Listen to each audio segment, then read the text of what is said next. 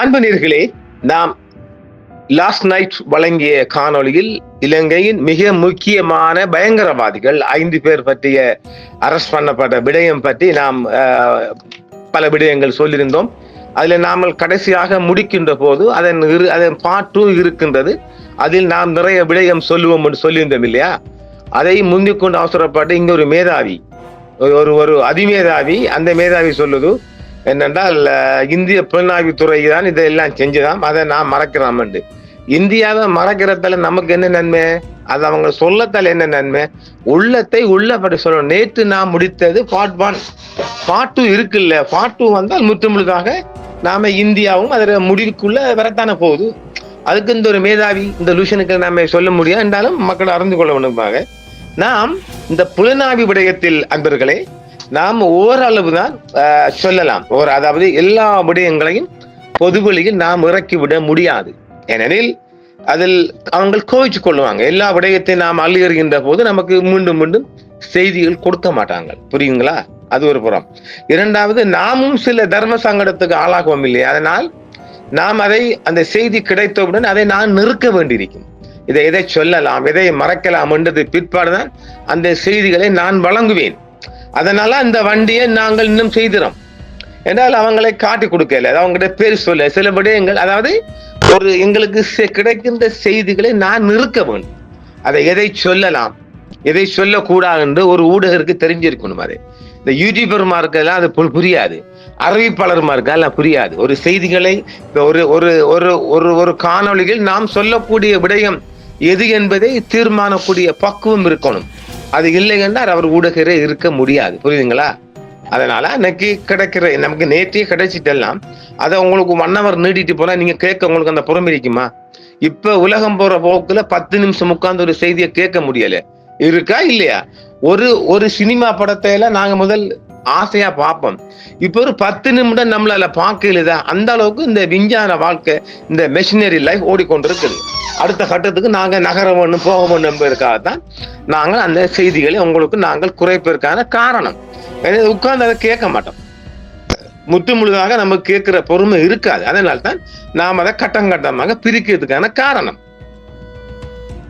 நாம இன்றைய காலையிலேயே கிடைக்கக்கூடிய செய்தியை அவங்க உங்களுக்கு நைட்டே தந்திருக்கின்ற அது பெரிய விஷயம். அது வெரி குட், வாழ்த்துக்கள். அதே போன்று இந்த பாதாள லோக குரூப்பை பத்தி ஏற்கனவே இவங்க ஸ்ரீலங்கன் சிஐடி இந்தோனேஷியாவில் உள்ள இந்தோனேஷியாவில் உள்ள இலங்கை கொழும்புக்கான இந்தோனேஷியன் தூதரகம் மூலமா தான் முதலடியாக அவங்களின் தொடர்பு எங்க கம்யூனிகேஷன் நடைபெறுகிறது. இந்தோனேஷியாவில் இருக்கின்ற criminal investigation agency Indonesian CIA, அமெரிக்கால அவங்களோட உளவு சாணத்திர பேர் வந்து CIA தான், கிரிமினல் இன்வெஸ்டிகேஷன் ஏஜென்சி. இதைத்தான் இவங்க கொழும்பில் உள்ள இந்தோனேஷியன் தூதரகம் ஊடாக டிப்ளமேட்டிக் மிஷன்ல அந்த கம்யூனிகேஷன் முதல் போகுது. இதற்கு முன்பாக நாம ஒன்றை சொல்லணும். இந்தோனேஷியாவில் இந்தியாவோட மிக அதிகமான ஈடுபாடு இருக்கிறாங்க.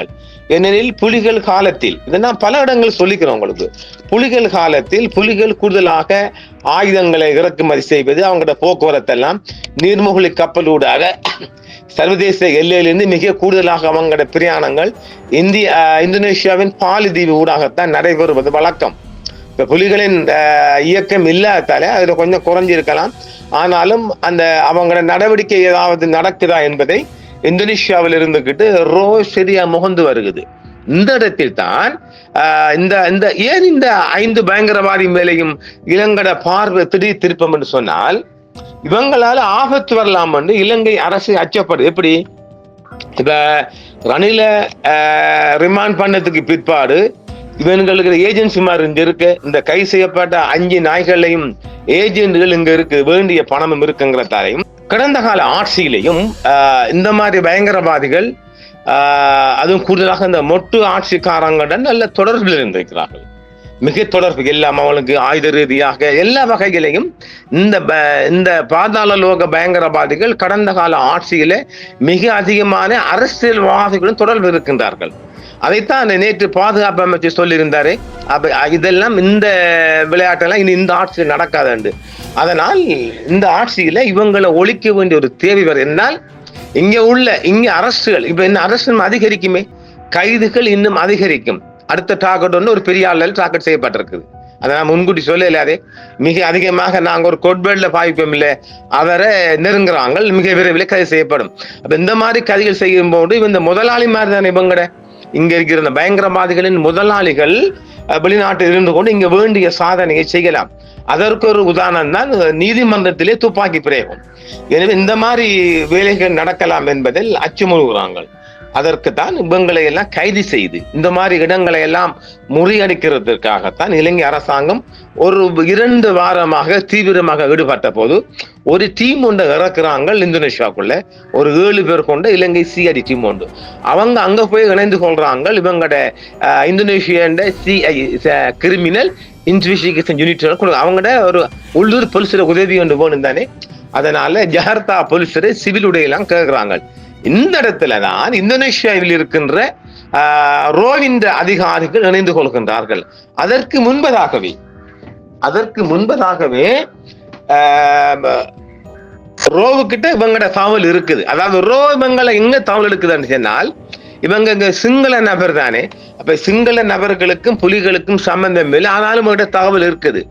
இந்த தகவல் எப்படி இருக்குன்னு சொன்னால், இப்படி சொல்லலாம், ஏகப்பட்ட இதுக்கு பின்னணி இருக்குது. ஷோர்ட்டா சொல்ல போனால், இவங்களோட தகவல் இவங்களை இங்க இயங்குற பயங்கரவாதிகளா, புலிகள் இயக்க பயங்கரவாதிகளா அல்லது பாதாள லோக பயங்கரவாதிகள் அண்டவல்காரங்களாண்டு தகவல் ரோவிட்டு இருக்குது. இது இங்க இருக்கிற இது சந்தோஷ் ஜா, இலங்கை தூதுவர் சந்தோஷ் ஜாவிடம் ஒரு அனுமதி பெற்று அங்க உள்ள ரோவுடன் இணைந்து கொண்டுதான் இந்த வேட்டையை செய்யறாங்க. இந்த வேட்டையில் முற்றுமுழுதான பங்களிப்பு என்கின்ற போது அது ரோட பங்களிப்பை சேரும். செய்திக்குள்ள போவோம். இதுதான் இந்த பின்னணி. அடுத்த கட்டம் என்ன? ஜனாதிபதிக்கான பாதுகாப்பு. நாம் ஏற்கனவே சொல்லியிருந்தோம் இல்லையா, உங்க ஊடகத்துல இதுல சொல்லியிருந்தோம். இனிமேல் ஜனாதிபதி அவர்கள் முதலாக இந்தியா போய் வந்த பிற்பாடு, ஜனாதிபதியாக ஓத்தெடுத்து அவர் இந்தியா போய் வந்த பிற்பாடு இவருக்குரிய பாதுகாப்பு கொழும்பில் உள்ள ரோதான் கண்காணிக்க போது நான் சொல்லியிருந்தேன். கேட்ட நிகழ்ச்சியில் யாவும் இருக்கும். அந்த வகையில தான் நாமளும் அதை நேரடியாக பலமுறை சொல்லி இருக்கணும். ஜனாதிபதியின் பாதுகாப்பில் கூடுதலாக கவனம் செலுத்த வேண்டும் என்று நான் எழுத்து மூலமாக ஜனாதிபதியின் பிரைவேட் செக்ரட்டரி கொடுத்திருக்கிறேன். அதை அவங்க பார்த்துட்டு எனக்கு அவங்க உரிய பதில் தந்திருக்கிறாங்க. எழுத்து மூலம் தந்திருக்கிறாங்க. அந்த வகையில ரோவிந்த பேட்டையில தான் வந்தாலும் கூட ரோவிந்த நேரடி கண்காணிப்புல மறைமுகமான பாதுகாப்புல இந்தியா இருக்குது. அதெல்லாம் தான் இந்த வாரமே அவருக்குரிய பாதுகாப்பு பலப்படுத்தி இருக்குது. அந்த வகையில தான் சொலிசிட்டர் ஜெனரல் திலீப் தீரிஸ் அவர்களுக்கான பாதுகாப்பு எல்லாம் வழங்கப்படுகிற காரணம் எனில் எதிர்வரும் காலங்களில் மிக அதிகமான கைதுகள் வரப்போகின்றது.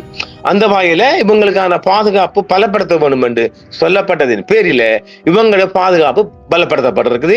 ஜனாதிபதியின் பாதுகாப்பு பலப்படுத்திருக்குது. நாம் இப்ப செய்திக்குள்ள போகலாமா? எனவே இதுதான் சாராம்சம். இப்போது என்ன, இந்தோனேஷியாவில் ரோவின் ஈடுபாடு இதெல்லாம் நாங்க சொல்ல போறோம்.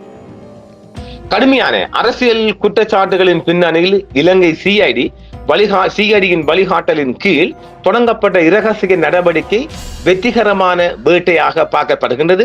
நாட்டின் பல முக்கிய பாதாள உலக நபர்கள் நேற்று கைது செய்யப்பட்டதன் மூலம் குறித்த நடவடிக்கை வெற்றியளித்துள்ளதாகவும் அரசு தரப்பால் தெரிவிக்கப்படுகின்றது. இந்தோனேஷிய போலீசாருடன் ஒரு வாரமாக ஜகார்த்தாவில் முகாமிட்ட இலங்கை சிஐடி டீமுடன் ஜகார்த்தாவில் உள்ள இந்திய ரோவ் அணி கொண்டு இணைந்து கொள்கிறது. துணைக்கு ஜகார்த்தாவின் கிரிமினல் இன்வெஸ்டிகேஷன் ஏஜென்சி போலீசாரும் வருகின்றார்கள். அப்ப ஆக அங்க ஜகார்த்தா சிட்டிக்குள்ள இந்த 5 பேரும் 5, நான் நேற்று சொல்லியிருந்தோம் இல்ல, இந்த 5 பயங்கரவாதிகளும் 5 இடங்கள்லாம் தங்கி இருக்கிறாங்க. நாம நேற்று சொல்லியிருந்தோம் இல்ல, இவங்க அடிக்கடி கூடிக்கொள்வாங்க. ஏனெனில் அவங்க லோக்கலுக்குள்ள அந்த போன் கம்யூனிகேஷனை குறைஞ்சிட்டாங்க. அதாவது அவங்களுக்கு ஏதோ ஒரு தகவல் உண்டு இங்க கொழும்புக்குள்ள இருந்து கிடைத்திருக்கும், உங்களோட போன் நம்பர் எல்லாம் ரேஸ் பண்ணப்படுதுன்னு சொல்லப்பட்டிருக்கும். அங்க இந்தோனேஷியாவுக்குள்ள அடிக்கடி இவங்க ஒரு வாரத்துக்கு ஒருக்கா போன் நம்பர் மாத்திருக்கிறாங்களாம். அதை இந்திய ரோ தான் பிடிச்சி கொடுத்திருக்குது. ஆனாலும் இவங்க கூட ஒரு மாசம் தான் ஒரு நம்பர் யூஸ் பண்ணி கொள்ளுவாங்க 5 பேரும். இந்த 5 பேருக்குமான ஒரு போன் நல்லா பார்த்துக்கொள்ளுங்க. இவங்க 5 பேருக்குமான ஒரு போன் ஓவர்சீஸ் இலங்கைக்கு வெளியே அப்படி அவங்களோட ஏஜென்ட்டுக்கெல்லாம் அவங்களோட புரோக்கர்மார்க்கெல்லாம் போன் பண்றதுக்கு ஒரு போன். இவங்க ஆளுக்கு 3 போன் சிம் பாவிக்கப்பட்டிருக்குது இந்தோனேஷியா போனை. ஒரு காலம் ஸ்ரீலங்கா போன் யூஸ் பண்ணல. இந்தோனேஷியாவோட இன்டர்நேஷனல் ரீதியாக இந்தோனேஷியா கோட் நம்பர்ல தான் இலங்கைக்குள்ள இவங்களோட ஃபேமிலிக்கெல்லாம் போன் வந்திருக்கு. அதை டச் பண்ணி கொடுத்து தான் இவங்க இடத்த பிடிச்சு கொண்டாங்க. அப்ப இவங்க அதாவது ஸ்ரீலங்கா சிஐடி ரேஸ் பண்ணப்பட்ட போன் நம்பரும் ஸ்ரீலங்கா சிஐடியால் எடுக்கப்பட்ட அந்த போன் நம்பர் மூலமாக ரோவுக்கு வழங்கப்படுது. இந்தோனேஷியாவிലേക്ക് ரோ அங்கிருந்து இவங்களோட இருப்பிடத்தை கண்டுபிடித்து ரேஸ் செய்யப்படுது. எல்லாம் சரி, எல்லாம் பக்காவா முடிஞ்சிடுச்சு. ஆக்களை அள்ளுவோம். இலங்கை அள்ளையிலாதே, இந்த இந்தியா அள்ளையில இந்தியாண்ட ரோவங்களை பிடிக்கலுமா? அவங்க பிடிக்கிற விளையாட்டு இல்லையே. அவங்க உளவு வேலை மட்டும் தான் பார்ப்பாங்க. இந்தியா ரோ அவங்க வெளிநாட்டு ஈடுபாடு மட்டும்தானே.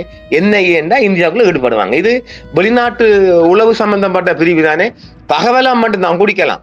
அடுத்தது அது இந்தோனேஷியா இதுல பெருசா ஈடுபட இல்லையே. நீங்க கேட்டா செய்வாங்களே ஒழிய இவங்களை தேடி பிடிக்கிற வேலை அவனுக்கு இல்லை. அவனுக்கு $, தானே செலவழிக்கிறாங்க. அவனுக்கு அந்நிய செலவணி வருது இல்லை. அவன் நாட்டுக்குள்ள ஒரு கிரிமினலும் பண்ணல. அதனால அதுல பெரிய இன்ட்ரெஸ்ட் எடுக்க மாட்டாங்க. ஆனாலும் இவங்களுக்கு இன்டர்போல் ரெட் நோட்ஸ் இருக்குது. அதனால அதுல ஈடுபடும். ஆனாலும் டிப்ளமேட்டிக் கம்யூனிகேஷன் ஊடாக உதவி கேட்கின்ற போது அந்தந்த தூதரகங்கள் செஞ்சு கொடுக்கும். ஆக ஸ்ரீலங்கா சிஐடி 7 தினத்துடன் போய் அங்க உட்கார்றாங்க. அதுக்கு முன்னால அத்தனை வேலைகளும் பார்க்கிற ரோ, சரிங்களா? ஆக நடைபெற்ற இந்த கூட்டு அவ்வாறு 3 அணி சேருதான் இலங்கை சிஐடி, ரோ, CIA, இந்தோனேஷியா. நடைபெற்ற இந்த கூட்டு நடவடிக்கையின் விளைவாக இந்த 5 நாய்களையும் கைது செய்யப்பட்டிருக்கிறாங்க. குறிப்பாக கைது செய்யப்பட்டவருக்கு வெளிநாட்டிலிருந்து நாட்டில் பல சர்ச்சைக்குரிய குற்றங்களில் ஈடுபட்டதாக குற்றம் சாட்டப்பட்டுள்ளனர். இன்னும் பல திட்டங்கள் அவர்கிட்ட இருக்குது. இப்ப யார கொல்ல போறாங்கன்னு ஒரு இது இருக்குமே, திட்டம் இருக்குமே, அதெல்லாம் கறக்க போறாங்க. இன்னும் 3 தினங்களுக்குள்ள அவங்க கைவிலங்கிடப்பட்ட நிலையில மூஞ்சி மறைக்கப்பட்ட நிலையில கட்டுநாயக்க விமான நிலையத்துக்குள்ள அநேகமாக இந்த 1ஆம் தேதிக்குள்ள அந்த 5 நாட்களையும் அந்த பொம்பளையும் சேர்ந்து 6 பேரும் லேன் பண்ண போறாங்க. குறிப்பாக கடந்த பிப்ரவரி மாதம் கொழும்பு நீதவான் நீதிமன்ற வளாகத்தில் 15 மில்லியன் ரூபாய் ஒப்பந்தத்தில் கனைமுல்ல சஞ்சீவ கொலை செய்யப்பட்ட வழக்கில் கெஹல் பத்தர பத்தமே மற்றும் முன்னாள் ராணுவ வீரர் கமாண்டோ சாமெலும் பாணந்துறை பகுதியில் பல பாதாள உலக மோதல்களில் தொடர்புடைய பாணந்துறை நிலங்கா மற்றும் மித்தேனியாவில் இளம் குழந்தைகள் முன்னிலையில் கஜ்ஜா என்பவரை கொலை செய்ததற்கு மூளையாக செயல்பட்டதாக சந்தேகப்படும் பெக்கோ சமன் மற்றும் அவரது மனைவி ஆகியோர் கைது செய்யப்பட்டவர் அடங்குவர். 6 பேர் வந்துட்டா. ஜூலை மாதம் மலேசியாவின் கோலாலம்பூரில் இந்த குழு கைது செய்யப்பட்டதாக முன்னர் தகவல் வெளியாயிருந்தாலும் பின்னர் அவர்கள் இந்தோனேஷியாவுக்கு தப்பிச் சென்றதாக தெரிய வந்தது. மலேசிய போலீஸ் பணத்தை வாங்கி தப்ப விட்டது. அப்படியெல்லாம் தப்ப முடியாங்க. ஏற்கனவே இவங்க மலேசியாவில் அரெஸ்ட் செய்யப்பட்டாங்கல்ல, அந்த அரெஸ்ட் செய்யப்பட்ட உடனடியாக ரோ அலர்ட் ஆயிடுச்சு. இவங்க எங்க போறாங்க என்றால் உடனே இந்தியா அலர்ட் ஆகிட்டு இந்தியாவுக்குள்ள வானா பாருங்க. டெல்லி, மும்பை, கொல்கத்தா இந்த மாதிரி ஏர்போர்ட் எல்லாம் அலர்ட் நோட்டீஸ் கொடுக்குது. இந்த சிங்கள மூஞ்சி தாடி மூஞ்சி வருதான்னு சொல்லி அவங்க பேர் டீடைல்ஸ் கொடுத்துட்டு அங்க காவ காத்துக்கணும், அங்க போகல அவங்க. அதன்படி இந்த நடவடிக்கையில் எந்தவித ஆயுத மோதல்களும் இல்லாமல் சந்தேக நபர்கள் கைது செய்யப்பட்டுள்ளதாக கூறப்படும். அவங்க துப்பாக்கி ஒன்றும் அங்க இருக்கல. இந்த நடவடிக்கைக்கு இந்திய புலனாய்வு பிரிவுகளும் ஆதரவு அளித்துள்ளதாக அரசாங்கம் கூறுகிறது. அரசாங்கம் அப்படி கூறினாலும் மிகப்பெரிய ஒரு வேட்டையில முற்றுமுழுதாக இந்திய ரோன் ஐந்துச்சு. இதுல லிந்தா ஆகியோரும் முக்கிய, அதாவது இந்த இலங்கை தேடப்படுகின்ற மிகப்பெரிய பயங்கரவாதிகளாக தான் இவங்க பார்க்கப்படுறாங்க. நேற்று நடைபெற்ற சிறப்பு ஊடகவியலாளர் சந்திப்பில் பொது பாதுகாப்பு அமைச்சர் ஆனந்த விஜயபால அரசியல்வாதிகளின் அனுசரணையுடன் ஒழுங்கமைக்கப்பட்ட குற்றங்கள் வளர்ந்ததாகவும் தற்போதைய அரசாங்கம் அந்த உறவுகளை முறித்துக் கொண்டதாகவும் கூறினார். பாதாள உலகத்துடனும் அவர்களின் சொத்துக்களுடன் தொடர்பு வைத்திருந்த அரசியல்வாதிகள் குறித்தும் விசாரணைகள் தொடங்கப்பட்டுள்ளதாகவும் தெரிவிக்கப்படுகின்றது. இவர்களிடம் இப்ப அடிச்சு உதைச்சு விட்டு நிறைய உண்மெடுப்பாங்க. ஏன்னா மொட்டுக்கட்சிய உறவுதான் உங்களுக்கு கூட இருக்குது. என்றால் இந்த பாதாள லோகக்காரன் முற்றுமுழுதாக மைந்தான் கம்பெனி கூட்டத்துலாம் இருக்கிறாங்க. வேற எந்த ஆட்சிக்குள்ளேயும் இல்லை. கைது செய்யப்பட்ட சந்தேக நபர்களை அடுத்த 2 அல்லது 3 நாட்களுக்குள் சட்டபூர்வமாக நாட்டுக்கு கொண்டு வர ராஜதந்திர முயற்சிகள் மேற்கொள்ளப்படும் என்றும் அமைச்சர் உறுதிப்படுத்தியிருக்கின்றார். நாம சொல்லுகின்றோம், இந்த 31ஆம் தேதி அல்லது 1ஆம் தேதி அவங்க லேன் பண்றாங்க நாட்டுக்குள்ள. அந்த உங்களுக்கு விளங்கும். மிக அதிகமான ஈடுபாட்டுடன் STF வெளியில காவல் நிற்பாங்க. அவங்க அள்ளிக்கு வர போறாங்க. அவங்க அள்ளி வச்சுக்கிட்டு ப்ரொடியூஸ் பண்ணி ஜட்ஜையாட்ட ப்ரொடியூஸ் பண்ணி அவங்கள தடுத்து வச்சு ஒரு 2 வாரத்துக்கு அவங்கள முறைகிறதா அந்த அவங்களுடைய ஸ்டேட்மெண்ட் பெறதா உத்தேசம். இதுல யாரு ஃபுல்லா நிக்க போறா? சாணி அபேசகரண்டா இவங்களோட ஆட்டம் ஆரம்பிச்ச கட்ட 10 வருட காலங்கள்ல யார் யார கொண்டங்க என்னென்ன திட்டம் இருக்குன்றெல்லாம் அவங்களும் கைக்கு எடுப்பாங்க. எப்படியும் விஷம் கக்க வேண்டி வரும். கை செய்யப்பட்ட சந்தேக நபர்கள் அடுத்த 2-3 கொள்ள அவங்க கோர்ட்டிலையும் ஆஜர்படுத்த போறாங்க. அப்போ வழங்கும். இது கூடுதலாக இலங்கையில் துப்பாக்கி சூடு சம்பவங்களின் எண்ணிக்கை நாளுக்கு நாள் அதிகரித்து வரும் பின்னணியில் தற்போதைய கைது நடவடிக்கை இலங்கை பாதுகாப்பு துறையின் நம்பிக்கையை அதிகரித்துள்ளதாக தெரிவிக்கப்படுகின்றது. ஏனெனில் இந்த 5 பேர் தான் கூடுதலாக இயக்குறான் வெளியிருந்து பணத்தை கொடுத்து அடிக்கடி நடக்கிற துப்பாக்கி சூடு எல்லாம் இந்த 5 நாட்களோட உத்தரவு எல்லாம் நடக்குது. இந்த துப்பாக்கி சூடுகளில் தொடர்புடைய பல சந்தேக நபர்கள் சமீப காலங்களில் கைது செய்யப்பட்டுள்ளனர். ஆனால் நாளுக்கு நாள் நிகழும் துப்பாக்கி சூடுகளின் எண்ணிக்கையில் எந்த மாற்றமும் இல்லை. இந்த பின்னணியில இந்த 5 நாட்களையும் இருப்பதாக தான் சொல்லப்படுகிறது. சர்ச்சைக்குரிய நபரான டன் பிரசாத் ஏப்ரல் மாதம் சுட்டுக் கொல்லப்பட்டார் இல்லையா, அதுக்கும் இந்த பட்டியலுக்கும் சம்பந்தம் இருக்காம். மேலும் 2020, 20, 21, 22, 23, 24 ஆண்டுகளில் நாட்டில் மற்றும் மார்ச் 31, 2025 இடையில் நடந்த துப்பாக்கி சூடுகளில் 238 பேர் கொல்லப்பட்டதாக சர்வதேச ஊடகம் ஒன்று தகவல் தெரிவித்ததாக தெரிவிக்கின்றது. மேலும் இந்த ஆண்டில் மாத்திரம் 87 துப்பாக்கி சூடு சம்பவங்களும் பதிவாகியுள்ள நிலையில் இதன் விளைவாக 47 இறப்புகள் மற்றும் 50 காயங்கள் ஏற்பட்டதாகவும் ஒரு தகவல் சொல்கின்றது. கடந்த ஆண்டுகளில் மட்டும் இந்த ஆண்டு இதுவரை இன்று வரை நடந்த கொலை அலையின் இடங்களை காட்டுவது தொடர்பில் வரைபடத்தை ஆராயும் போது வெளிப்படும் ஒரு முக்கிய விடயம் என்பது துப்பாக்கி சூடு சம்பவங்கள் மேற்கு மாகாணத்திலும் தெற்கு மாகாணத்திலும் தொடர்ந்து நிகழ்ந்துள்ளதாக தெரிவிக்கப்படுது. மேற்கிலும் தெற்கிலும் மாவட்ட வாரியாக கொழும்பு மற்றும் காலி மாவட்டங்களில் அதிக துப்பாக்கி சூடு சம்பவங்கள் நடந்துள்ளது. 2022 மற்றும் 23 ஆண்டுகளில் அம்பலாங்குடை காவல் பிரிவு மற்றும் அங்குல காவல் பிரிவுகளில் கணிசமான எண்ணிக்கையிலான துப்பாக்கி சூடு சம்பவங்கள் நடந்துள்ளதாகவும் தெரிவிக்கப்படுகின்றது. சமீபத்திய ஆண்டுகளின் தரவுகளை ஆராயும் போது துப்பாக்கி சூடு சம்பவங்கள் படிப்படியாக அதிகரித்து வருவதாகவும் அதை கட்டுப்படுத்த வேண்டுமானால் இந்த மாதிரி பாதாள லோக குழுக்களை கட்டுப்படுத்த வேண்டும் என்றும் பாதுகாப்பு அமைச்சில் ஆராயப்பட்டிருக்கின்றது. 2028 ஆண்டில் துப்பாக்கி சூடு சம்பவங்களின் எண்ணிக்கை 81 இருந்த நிலையில் இந்த ஆண்டிலும் அது 87 அதிகரிக்கப்பட்டதாகவும் பாதுகாப்பு தகவல்கள் தெரிவிக்கின்றது. போதைப் பொருள் கடத்தல்காரர்கள் தங்களுக்கு இடையிலான பழைய பகைமைகளின் அடிப்படையிலும் அவங்களுக்கு நடக்கின்ற உச்சகட்ட அதாவது ஜெலஸ் இந்த வைத்தறிச்சல் துப்பாக்கி சூடு நடத்தி வருவதாகவும் போலீஸ் விசாரணை தெரிவிக்கின்றது. குடும்ப தகராறுகள், மனக்கசப்பு மற்றும் ஏகப்பட்ட விடயங்களுக்காகவும் துப்பாக்கி கொலைகள் அதிகரிப்பதாக பாதுகாப்பு தரப்பால் சொல்லப்படுகின்றது.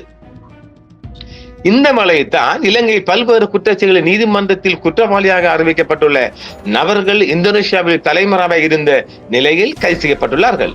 இலங்கையில் இருந்து சென்ற சிறப்பு போலீஸ் குழு ஒன்று இந்த நடவடிக்கையில் ஈடுபட்டது என்பது மிக சிறப்பான விடயமாகத்தான் அவங்க எதிர்பார்க்கின்றார்கள். ஆனாலும் இன்னொரு விடயம் என்னவென்றால் இவர்கள் அதாவது இவங்களுக்கு ஒரு உள்ளுக்குள்ள ஒரு தகவல் கிடைக்கப்பட்டிருக்கு. உங்களை கைது செய்ய போறாங்க என்றும் இவங்கள் ஒரு தப்பிச்செல்வதற்கான தீவு தானே, இவர்கள் இன்னொரு தீவுக்கு தப்பி செல்ல அதாவது இவங்க கூடுவதானே. வாரம் ஜகர்த்தாவில் இந்த 5 பேரும் கூடுறாங்க. அந்த ஜகர்த்தாவில் கூடுகின்ற போதுதான் இவங்க நேரடியாக பல விடயங்களை பேசிக்கொள்றாங்க. ஆனால் இது அவங்களுக்கு தெரியாது. இது அவங்களுக்கு இவங்க நடக்க போற விடயங்களை பத்தி சரியா தெரியாது. அரசு செய்ய போற விடயம் அவங்களுக்கு தெரியாது. ஆனாலும் இந்தியோட ரோட வழிகாட்டல் மூலம் வந்ததுக்கு பிறகுதான் இவங்களை கைது செய்ய லேசாக முடிஞ்சது. இப்பொழுது துபாய் போன்ற நாடுகளை தளமாக கொண்ட குற்றவாளி இந்த நாட்டில் அதிகரித்துள்ளது. அவங்களை அடுத்த பாய்ச்சல்ல ரோ கைது செய்ய போகுது.